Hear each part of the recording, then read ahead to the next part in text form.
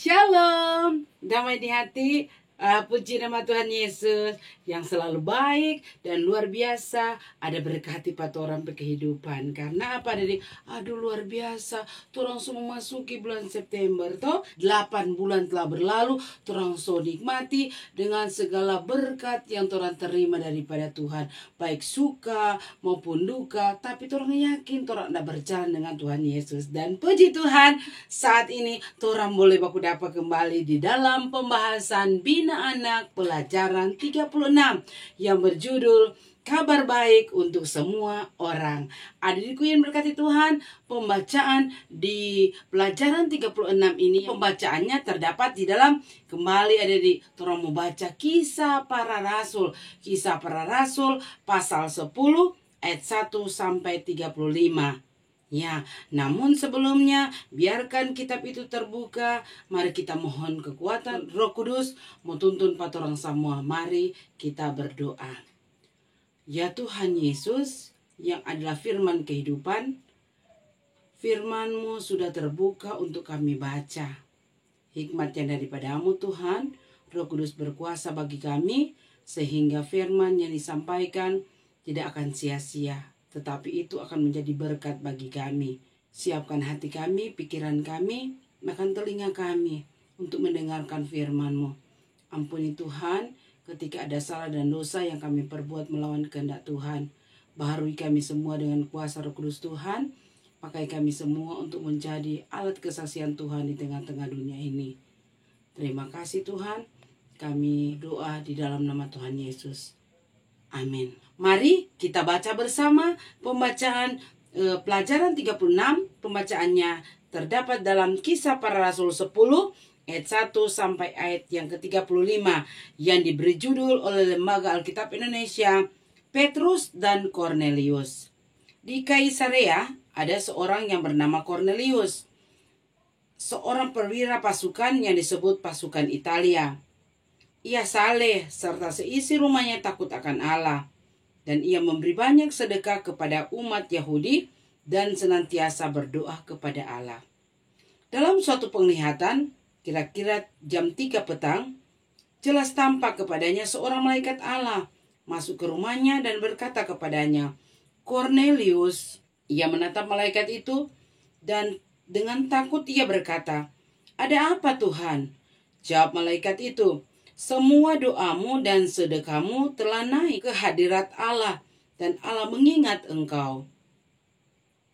Dan sekarang suruhlah beberapa orang ke Yope untuk menjemput seseorang yang bernama Simon yang disebut Petrus. Ia menumpang di rumah seorang penyama kulit yang bernama Simon yang tinggal di tepi laut." Setelah malaikat yang berbicara kepadanya itu meninggalkan dia, dipanggilnya 2 orang hambanya beserta seorang prajurit yang saleh dari orang-orang yang selalu bersama-sama dengan dia. Dan sesudah ia menjelaskan segala sesuatu kepada mereka, ia menyuruh mereka ke Yope. Keesokan harinya, ketika ketiga orang itu berada dalam perjalanan dan sudah dekat kota Yope, kira-kira pukul 12 tengah hari, naiklah Petrus ke atas rumah untuk berdoa. Ia merasa lapar dan ia ingin makan. Tetapi sementara makanan disediakan, tiba-tiba rohnya diliputi kuasa ilahi. Tampak olehnya langit terbuka dan turun suatu benda berbentuk kain lebar yang bergantung pada keempat sudutnya yang diturunkan ke tanah. Di dalamnya terdapat berbagai jenis binatang berkaki 4, binatang menjalar dan burung. Kedengaranlah olehnya suatu suara yang berkata, "Bangunlah, hai Petrus, sembelihlah dan makanlah." Tetapi Petrus menjawab, "Tidak, Tuhan, tidak. Sebab aku belum pernah makan sesuatu yang haram dan yang tidak tahir." Kedengaran pula untuk kedua kalinya suara yang berkata kepadanya, "Apa yang dinyatakan halal oleh Allah, tidak boleh engkau nyatakan haram." Hal ini terjadi sampai 3 kali, dan segera sesudah itu terangkatlah benda itu ke langit. Petrus bertanya-tanya di dalam hatinya, apa kiranya arti penglihatan yang telah dilihatnya itu? Sementara itu telah sampai di muka pintu orang-orang yang disuruh oleh Kornelius dan yang berusaha mengetahui di mana rumah Petrus. Mereka memanggil seorang dan bertanya, apakah Simon yang disebut Petrus ada menumpang di rumah itu? Dan ketika Petrus berpikir tentang penglihatan itu, berkatalah roh, ada 3 orang mencari engkau. Bangunlah, turunlah ke bawah, dan berangkatlah bersama-sama dengan mereka. Jangan bimbang sebab aku menyuruh mereka kemari. Lalu turunlah Petrus ke bawah dan berkata kepada orang-orang itu, akulah yang kamu cari. Apakah maksud kedatangan kamu? Jawab mereka, Kornelius orang perwira yang tulus hati dan takut akan Allah, yang terkenal baik di antara seluruh bangsa Yahudi, telah menerima penyataan Allah dengan perantaran seorang malaikat kudus, supaya ia mengundang engkau ke rumahnya dan mendengarkan apa yang akan kau katakan. Ia mempersilahkan mereka untuk bermalam di situ. Keesokan harinya ia bangun dan berangkat bersama-sama dengan mereka, dan beberapa saudara dari Yope menyertai dia. Pada hari berikutnya sampailah mereka ke Kaisarea. Kornelius sedang menantikan mereka, dan ia telah memanggil sanak saudaranya, sahabat-sahabatnya berkumpul. Ketika Petrus masuk, datanglah Kornelius menyambutnya, dan sambil tersungkur di depan kaki, ia menyembah Petrus. Tetapi Petrus menegakkan dia, katanya, bangunlah, aku hanya manusia saja. Dan sambil bercakap-cakap dengan dia, ia masuk dan mendapati banyak orang sedang berkumpul. Ia berkata kepada mereka, kamu tahu betapa kerasnya larangan bagi seorang Yahudi untuk bergaul dengan orang-orang yang bukan Yahudi atau masuk ke rumah mereka. Tetapi Allah telah menunjukkan kepadaku bahwa aku tidak boleh menyebut orang najis atau tidak tahir. Itulah sebabnya aku tidak berkeberatan ketika aku dipanggil, lalu datang kemari. Sekarang aku ingin tahu apa sebabnya kamu memanggil aku. Jawab Kornelius, 4 hari yang lalu, kira-kira waktu yang sama seperti sekarang, yaitu jam 3 petang, aku sedang berdoa di rumah. Tiba-tiba ada seorang berdiri di depanku, pakaiannya berkilau-kilauan. Dan ia berkata, Kornelius, doamu telah didengarkan Allah, dan sedekahmu telah diingatkan di hadapannya. Suruhlah orang ke Yope untuk menjemput Simon yang disebut Petrus. Ia sedang menumpang di rumah Simon, seorang penyama kulit yang tinggal di tepi laut. Karena itu segera kusuruh orang kepadamu, dan dengan senang hati engkau telah datang. Sekarang kami semua hadir di sini di hadapan Allah untuk mendengarkan apa yang ditugaskan Allah kepadamu. Lalu mulailah Petrus berbicara, katanya, sesungguhnya aku telah mengerti bahwa Allah tidak membedakan orang. Setiap orang dari bangsa-bangsa yang takut akan dia dan yang mengamalkan kebenaran berkenan kepadanya. Demikianlah firman Tuhan. Torang semua disebut berbahagia apabila torang dengar firman Tuhan, pelihara firman Tuhan, dan torang lakukan firman Tuhan dalam kehidupan setiap hari. Shalom adik-adik, damai di hati. Ya, adik-adik, kalau minggu lalu torang belajar tentang Yesus adalah sahabat yang sejati. Iya, yang ada rupa Tuhan Yesus toh yang memberikan apa nyawanya bagi sahabat-sahabatnya. No, torang semua yang disebut sahabat Tuhan Yesus, karena Tuhan Yesus terima orang apa adanya. Walaupun torang berdosa, tetap Tuhan terima apa adanya. Nah, adik-adikku yang berkati Tuhan, kali ini torang belajar tentang cerita dalam Kisah Para Rasul 10 ayat 1 sampai 35. Pelajaran 36, bina anak, dengan judul kabar baik untuk semua orang. Nah, kabar apa itu adik-adik yang torang harus dibawa untuk semua orang? Nah, tentunya kabar sukacita tentang Injil. Injil Tuhan Yesus yang harus torang bilang pada semua orang. Sama dengan Petrus. Petrus dah bawa kabar sukacita, kabar Injil untuk Kornelius bersama keluarga dan sahabat-sahabatnya. Nah, adik-adikku yang berkati Tuhan, cerita dalam Kisah Para Rasul 10 ayat 1 sampai ayat 35 ini torang so baca tadi dengan judul Petrus dan Kornelius. Ya, siapa Petrus adik-adik? Ya, ini Petrus ini adik-adik, murid Tuhan Yesus yang so jadi pemberita Injil. Ya, dia tuh pernah menyangkal Tuhan Yesus tuh, tapi Tuhan pakai pada dia jadi apa? Pemberita Injil. Ya, dia juga disebut Simon Petrus atau Kefas. Nah, adik-adik, ini Petrus ini, ya, dia penganut apa? Yahudi memang yang keras sekali. Semua apa-apa dia mesti apa? Mesti ikut di hukum Taurat ini. Nah, dan siapa ini Cornelius? Ya, dia apa? Bangsa Romawi. Dia seorang perwira pasukan Romawi yang disebut pasukan Italia. Dia orang saleh, takut Tuhan, yang banyak memberi kepada umat Yahudi. Ya, dia adik-adik di situ dikatakan dia senantiasa berdoa kepada Tuhan. Jadi kalau senantiasa dia apa? Selalu atau apa? Tak putus-putusnya dia berdoa kepada Tuhan. Dan adik-adik, dia ini apa? Dia bukan Yahudi, berarti dia non Yahudi. Dia bangsa Romawi, tetapi dia saleh kepada apa? Kepada Tuhan. Nah, adik-adik, pada suatu hari kira-kira jam 3 petang itu, ini Cornelius apa? Berdoa kepada Tuhan. Dalam doanya ada suatu penglihatan. Seorang malaikat Tuhan ada datang pada dia. Ya, ini malaikat Tuhan bilang, Cornelius. Dia kaget. Dia bilang, ada apa Tuhan? Nah, tuh malaikat bilang, Cornelius, doamu dan sedekahmu telah apa? Telah naik ke hadirat Tuhan.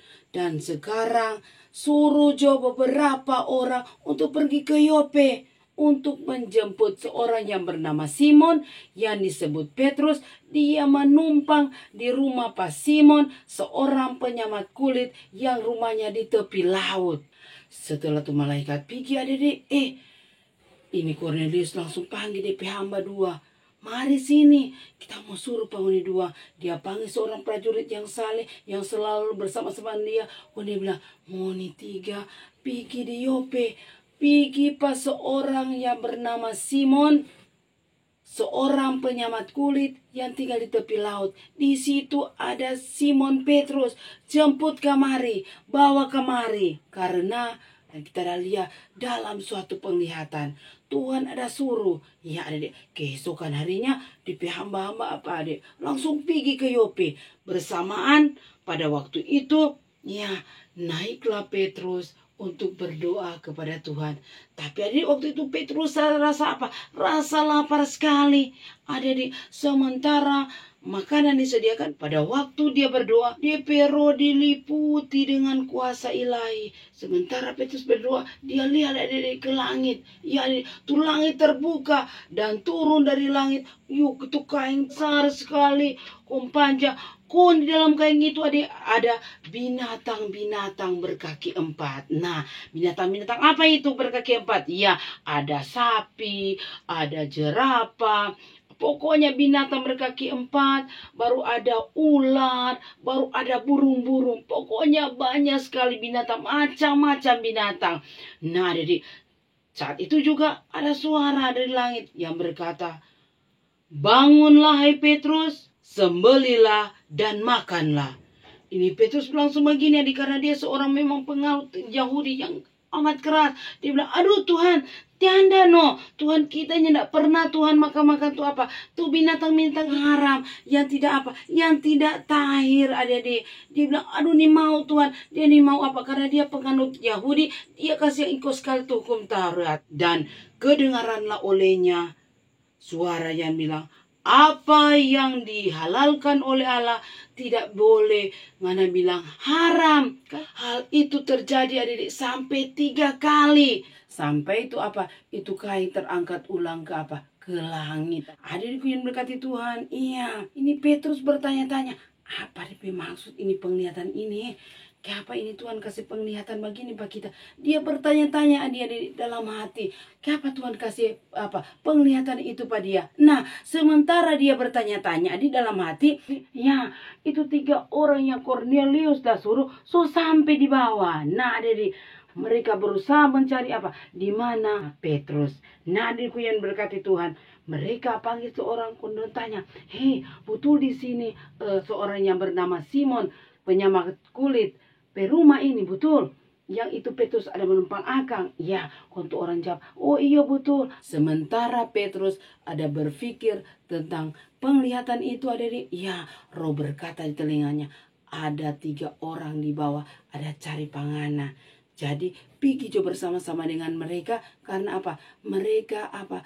Kita yang sudah datang kemari cari pangana. Ya, lalu Petrus turun ada di lantai 2. Dia turun kok dia bilang, akulah Petrus. Iya, dengan maksud apa kamu cari pak kita? Nah, adik-adik, ini 3 orang menjawab. Cornelius, perwira yang baik hati itu dan takut akan Tuhan, ada suruh 4 orang kamari. Suruh jemput kata Pak Petrus, mesti bawa ke apa? Perung Cornelius pe rumah. Ia mengundang Petrus supaya dari orang mau dengar apa yang akan Petrus katakan.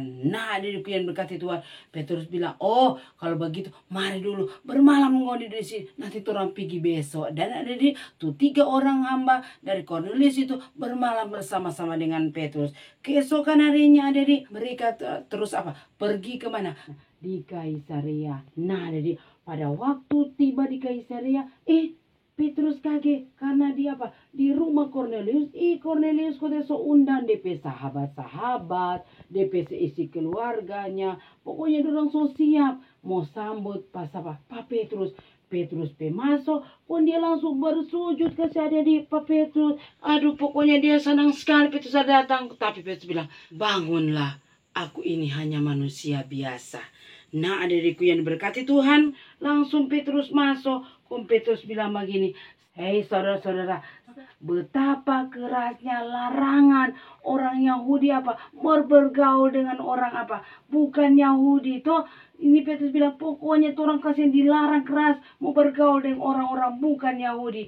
Apalagi mau masuk rumah orang yang bukan apa Yahudi. Petrus bilang, aduh orang kasih dilarang keras. Tetapi karena Tuhan yang menyuruhku, ya karena Tuhan kata yang suruh, jadi dia apa? Dia datang untuk menjumpai Cornelius dan seisi keluarganya dan sahabat-sahabatnya. Dan kita mau tanya, kenapa sampai mau undang pak kita kamari? Nah, ada di Cornelius langsung apa? Cerita itu 4 hari yang lalu kira-kira sama seperti ini jam 3 kita ada berdoa. Kok kita dapat suatu penglihatan? Ya, malaikat Tuhan bilang, Cornelius, ngana pe doa dengan pe sedekah so naik ke hadirat Allah dan Tuhan so ingat ngana pe apa perbuatan baik.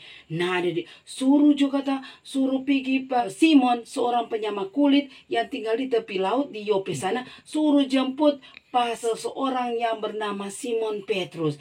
Karena apa? Karena kami akan mendengar apa yang hendak dikatakan oleh Simon Petrus. Lalu Petrus mulai bicara. Sesungguhnya, coba orang baca ayat 34.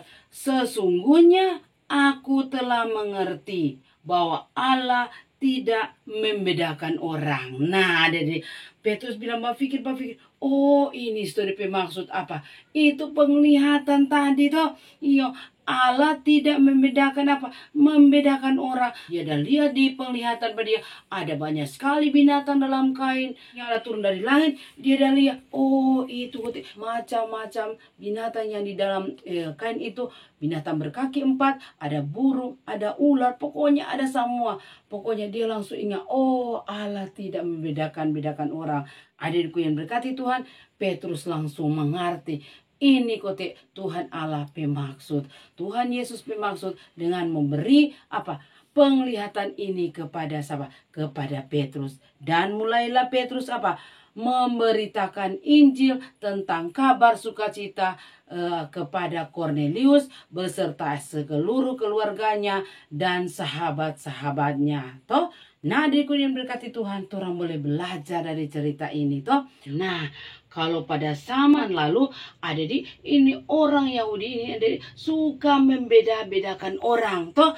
Dorang anggap dorang pe apa? Dorang pe diri lebih penting dari orang lain. Mereka anggap apa? Mereka umat pilihan Tuhan yang memiliki hak yang istimewa toh. Iyo, dorang lupa bahwa Allah memanggil dan memilih mereka untuk jadi apa? Berkat bagi bangsa lain. Sehingga orang-orang Yahudi yang telah menjadi percaya terpengaruh. Sehingga adik-adik inilah yang membuat dia ini mau, karena dia belum tahu itu keselamatan itu hanya untuk orang Yahudi. Ya, dorang mau cuma dorang keselamatan itu cuma dorang yang mau apa? Yang mau rasakan, sedangkan bangsa-bangsa lain nyanda. Jadi orang belajar dari cerita Petrus dan Kornelius, orang lihat adik-adik, iya, Tuhan tidak membeda-bedakan orang. Toh Kornelius ini bangsa apa? Bangsa Romawi toh. Tetapi dia apa? Takut akan Tuhan. Dia saleh dan senantiasa dia berdoa. Toh ini Petrus penganut agama Yahudi. Dua-dua dapat apa? Penglihatan dari Tuhan. Toh berarti Tuhan apa? Nyandak membeda-bedakan orang. Dan orang lihat karena Allah mengingat Kornelius adik-adik, sehingga apa? Dia mengutus Petrus untuk memberitakan kabar baik, memberitakan berita Tuhan Yesus adalah apa? Juru selamat. Toh Kornelius orang apa? Saleh kepada Tuhan, tetapi apa? Semua itu ada tidak dapat menghapus apa? Dosanya. Makanya Tuhan Yesus mengutus ini Petrus untuk apa? Memberitahukan kabar baik kepada Kornelius beserta seisi keluarganya dan sahabat-sahabatnya, supaya dorang dengar kabar keselamatan yang dari apa? Daripada Tuhan Yesus yang mati untuk orang manusia. Bukan cuma orang tuh, tapi semua orang di dunia ini, semua bangsa-bangsa. Waktu Tuhan Yesus naik ke surga, Tuhan Yesus pesan sebagai amanah agung, pergilah ke seluruh bangsa, beritakanlah firman, jadikanlah semua bangsa murid-muridku. Jadi adik-adik, semua orang ini sama. Tak usah membeda-bedakan apa. Dia bangsa ini, dia bangsa itu. Semua Tuhan Yesus kasih apa? Keselamatan. Kabar baik yang diberikan oleh Petrus kepada Kornelius dan keluarganya, bahkan sahabat-sahabatnya. Iya, ada apa? Ada mau bilang Kornelius, cuma Tuhan Yesus yang boleh apa? Boleh hapus dosa. Itu perbuatan baik apa? Nyanda mau kasih apa? Orang bebas dari dosa. Tetapi kabar yang dibawa oleh Petrus, cuma Tuhan Yesus yang apa? Yang bisa menghapus dosa setiap orang yang berdosa. Jadi adik-adik yang berkati Tuhan, semua bangsa dipanggil, bahkan apa? Orang disuruh memberitakan kabar baik untuk seluruh bangsa. Toh nyana pilih-pilih bangsa ini, bangsa itu, bangsa ini, bangsa itu. Tapi semua bangsa, semua sama di hadapan Tuhan. Tuhan Yesus bukan cuma mengasihi apa? Orang toh, tetapi Tuhan Yesus mengasihi semua orang toh, orang baik, orang jahat, adik-adik, semua dapat hujan, dapat panas toh. Berarti Tuhan Yesus apa? Jangan membedakan orang. Jadi orang apa? Kalau biasanya orangnya kita ini, dia kok bukan satu suku dengan kita, oh dia kok satu gereja dengan kita, aduh sudah juga. Biasanya orang begitu anak-anak toh, orang jaga apa? Pilih-pilih orang toh. Orang mau keselamatan cuma milik orang, Tuhan Yesus milik orang. Padahal ada di Tuhan Yesus milik semua orang. Ya, orang mesti ingat bahwa Tuhan Yesus bilang, pergilah, beritakanlah firman, beritakan kabar keselamatan yang dibawa oleh siapa? Oleh Tuhan Yesus. Apa? Menghapus dosa-dosa kita, menghapus dosa umat manusia di seluruh dunia tanpa kecuali. Itu keselamatan Tuhan yang cari dengan apa? Dengan susah payah toh. Itu merupakan anugerah dari apa? Dari Tuhan yang diberikan untuk kita,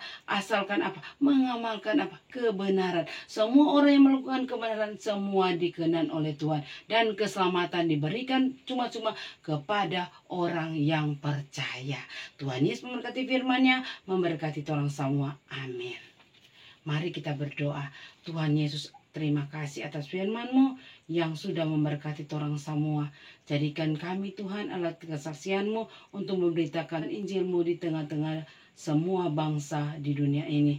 Tuhan Yesus berkati untuk menjadi anak yang benar-benar luar biasa, takut akan Tuhan, melakukan kehendak Tuhan, melakukan hal-hal yang benar dan berkenan kepada Tuhan, yang menyenangkan hati Tuhan. Terima kasih Tuhan, ini doa kami, sembahyang kami dalam nama Tuhan Yesus. Amin. Sampai jumpa.